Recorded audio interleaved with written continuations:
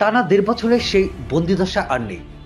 আর সেই স্বস্তিতেই রুদ্রকালের ঘটনাপঞ্জি প্রাণ খুলে তুলে ধরলেন রাষ্ট্রপ্রধান মোহাম্মদ শাহাবুদ্দিন।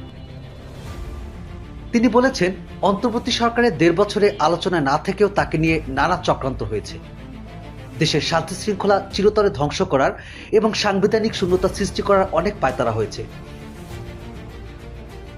রাষ্ট্রপতি বলেন, তিনি সিদ্ধান্তে অবিচল ছিলেন, যে কারণে কোনো ষড়যন্ত্রই সফল হয়নি। বিশেষ করে অসাংবিধানিক উপায়ে রাষ্ট্রপতিকে উপড়ে ফেলার অসংখ্য ছক ব্যর্থ হয়েছে। রাষ্ট্রপতি আরো বলেন, গণ অভ্যুত্থানের কিছু নেতার চাপে তাকে অপসারণের উদ্যোগ নেওয়া হয়। এ বিষয়ে রাজনৈতিক দলগুলো নিজেদের মধ্যে দীর্ঘ আলাপ আলোচনা করে একটি সিদ্ধান্তে আসে, এমনকি অন্তর্বর্তী সরকারও একটি সিদ্ধান্তে এসেছিল। কিন্তু বিএনপি থেকে উচ্চপদে ওই নেতা আমাকে আশ্বস্ত করে বলেছিলেন যে, আপনার প্রতি আমাদের সমর্থন আছে, আমরা সাংবিধানিক ধারাবাহিকতা অক্ষুণ্ণ রাখতে চাই, কোনো অসাংবিধানিক উপায়ে রাষ্ট্রপতিকে অপসারণের পক্ষে আমরা নই। প্রশাসনের গুরুত্বপূর্ণ পদে রদবদল করেছে সরকার।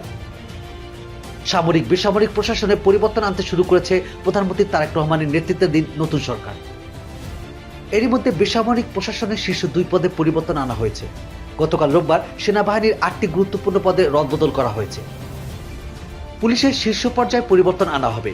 বিভিন্ন বিশ্ববিদ্যালয়ের উপাচার্য সহ জ্যেষ্ঠ পদগুলোতেও পরিবর্তনের সম্ভাবনা রয়েছে। টাইম টিভি বাংলা, সত্যি উন্মোচনের অঙ্গীকার।